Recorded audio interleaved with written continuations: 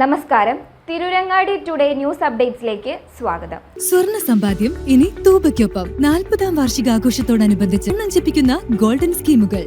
മാസ നിക്ഷേപ പദ്ധതി മുതൽ പ്രത്യേക മംഗല്യാൻ സ്കീമിലൂടെ പണിക്കൂലിയില്ലാതെയും പണിക്കൂലിയിൽ കിഴിവുകളോടെയും രജിസ്റ്റർ ചെയ്യാനും കൂടുതൽ അറിയാനും 9084 നിങ്ങളുടെ ഇഷ്ട സ്വർണ്ണമണിയാം ഇഷ്ടം പോലെ.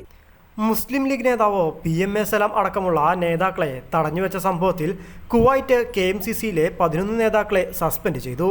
കുവൈറ്റ് സിറ്റിയിൽ നടന്ന യോഗത്തിനിടെ ഉണ്ടായ സംഘർഷത്തിലാണ് നടപടി.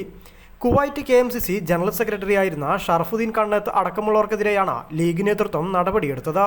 ഗുരുതരമായ അച്ചടക്ക ലംഘനം ചൂണ്ടിക്കാട്ടിയാണ് നടപടി. മെയ് 31-നായിരുന്നു സംഭവം. അബ്ബാസിയ യുണൈറ്റഡ് ഇന്ത്യൻ സ്കൂളിൽ ചേർന്ന യോഗത്തിലാണ് സംഘർഷമുണ്ടായത്.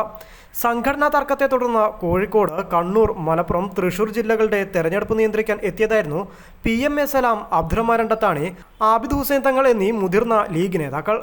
യോഗം ആരംഭിച്ചതോടെ Kuwait KMCC general secretary Sharafuddin കണ്ണേത്തിന്റെ നേതൃത്വത്തിൽ ഒരു കൂട്ടം KMCC പ്രവർത്തകർ യോഗത്തിലേക്ക് ഇരച്ചു കയറുകയായിരുന്നു. PMA സലാമിന്റെ ഉദ്ഘാടന പ്രസംഗത്തിനിടെയായിരുന്നു സംഭവം.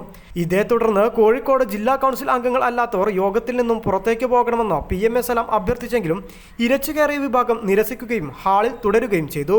ഇതോടെ തെരഞ്ഞെടുപ്പ് നടത്താനാവാതെ യോഗം നിർത്തിവെക്കുകയായിരുന്നു.